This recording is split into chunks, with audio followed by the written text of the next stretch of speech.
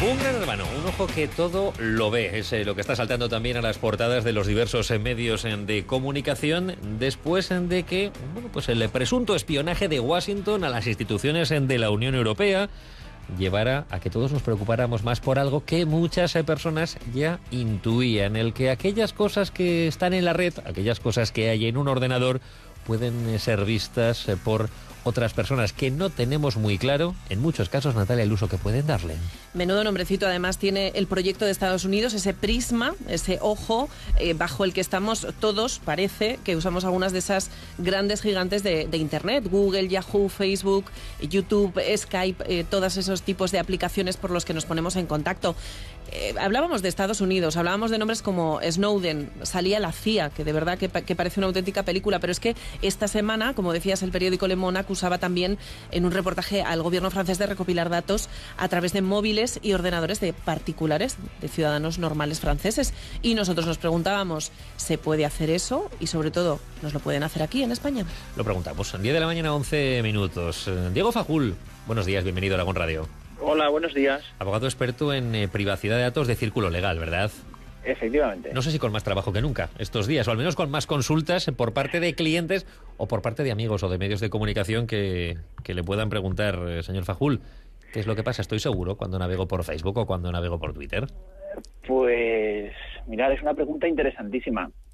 En realidad, hemos estado hablando de un montón de cosas ahora en relación con estas revelaciones que se producen con el servicio de inteligencia francés, pero en realidad gran parte de la información que recopilaban estos servicios secretos o que ponían en relación los servicios secretos tiene que ver con datos que nosotros publicamos libremente.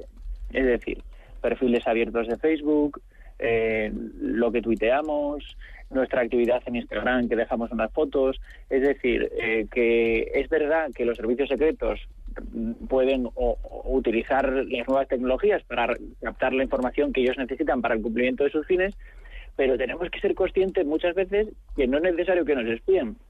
Nosotros libremente volcamos muchas veces sin tener en cuenta las consecuencias o qué uso se puede hacer de la información que volcamos en la red, ¿no? Que yo creo que es lo que es una cosa que nos estamos empezando a dar cuenta de la importancia que tiene todo esto.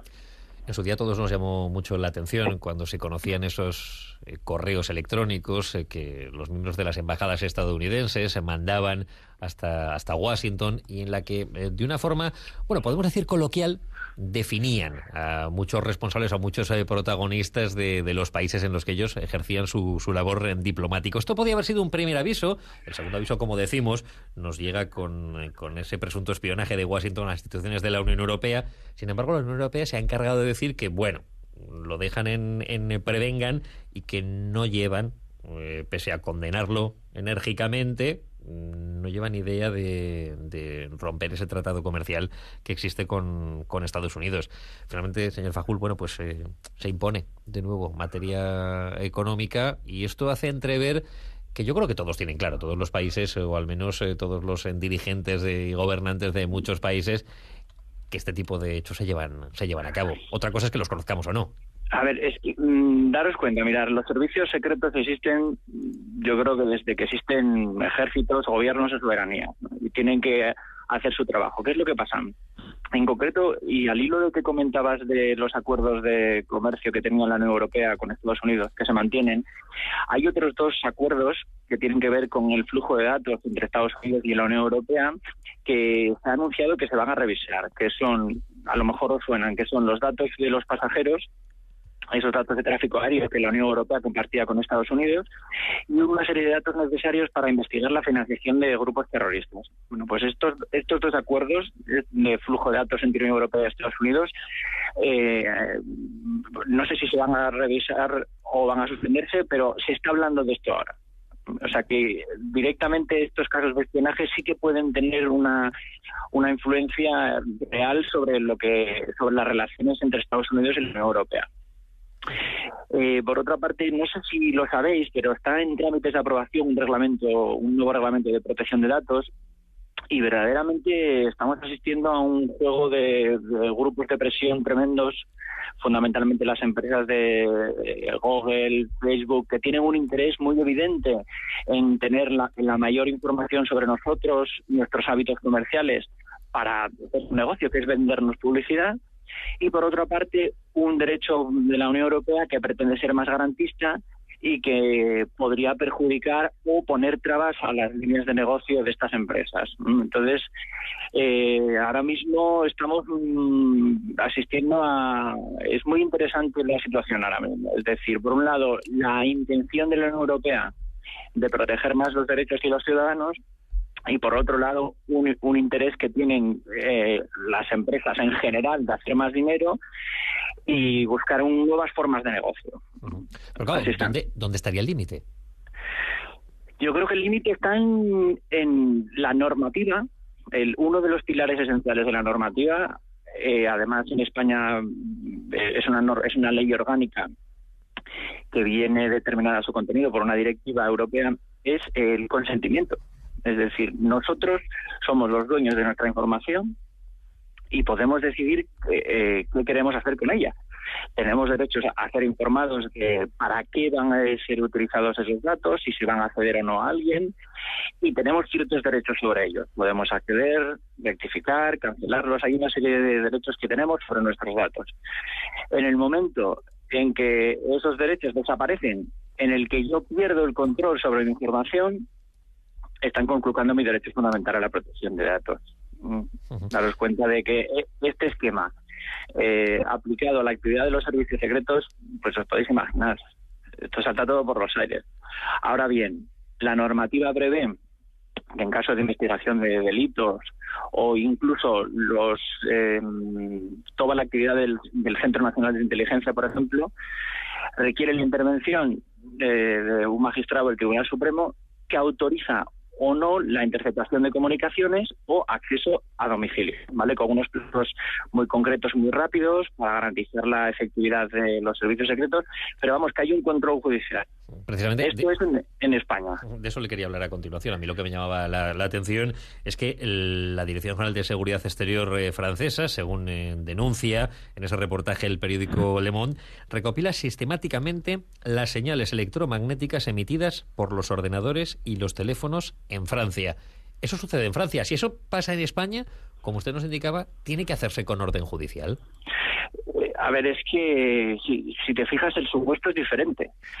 Una cosa es que el director del Centro Nacional de Inteligencia, motivadamente, es decir, tiene que hacer una petición a este magistrado que hablamos, que explica a quién si puede, con qué finalidad y durante qué plazo de tiempo se realiza una intervención. Es decir, se concreta, daros cuenta que se tienen que dar unos argumentos, que tiene que haber una resolución motivada que justifique esa intervención en las comunicaciones.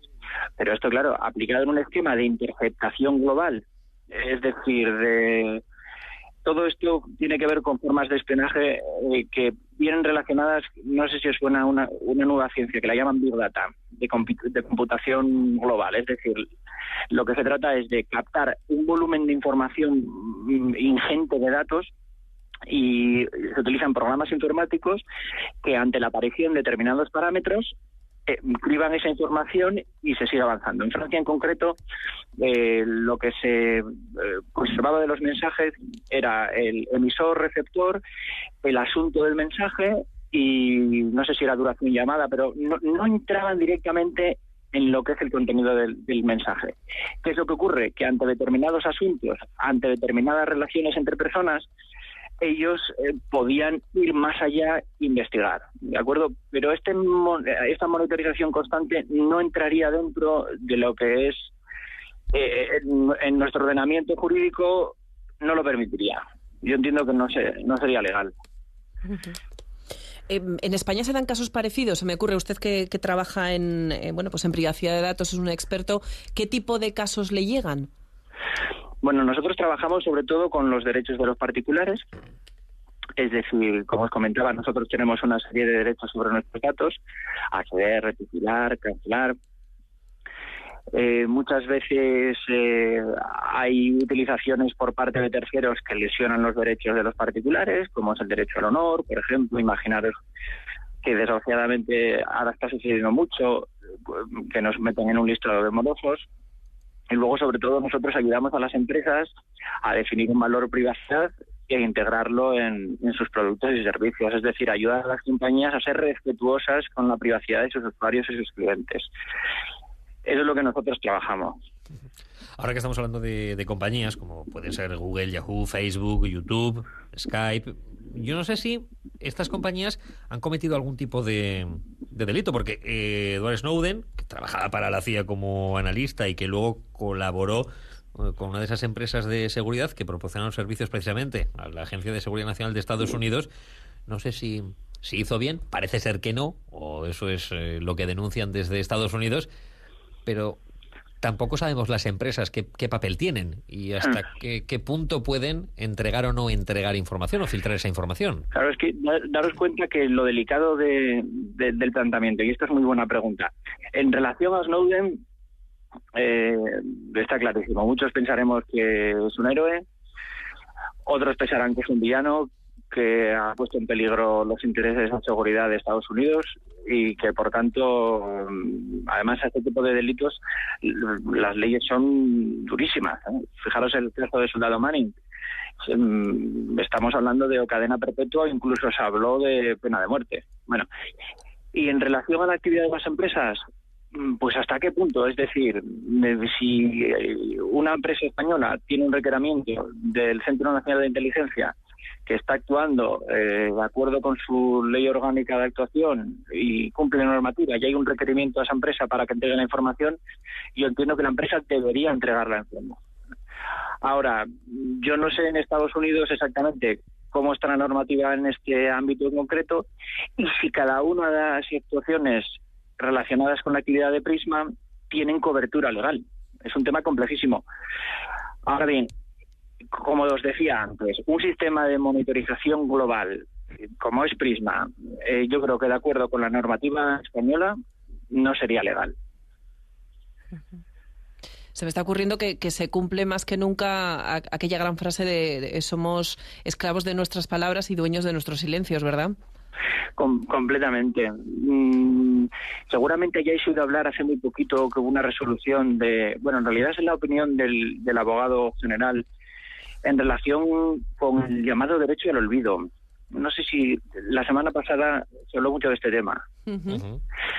Bueno, vosotros pensar estamos ante una tecnología que permite un almacenamiento de información ingente, y no solo eso, que permite su recuperación y almacenamiento instantáneamente, de tal manera que vamos dejando un rastro de toda nuestra actividad, diaria o no, de las cosas que hicimos, de las cosas que dejamos de hacer, y es lo que tú decías.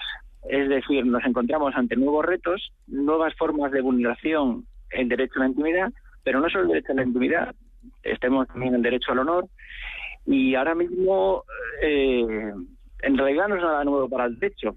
Es decir, nuevos supuestos de hecho, nuevas formas de relacionarnos los unos con los otros, pues necesitamos una regulación diferente y nueva.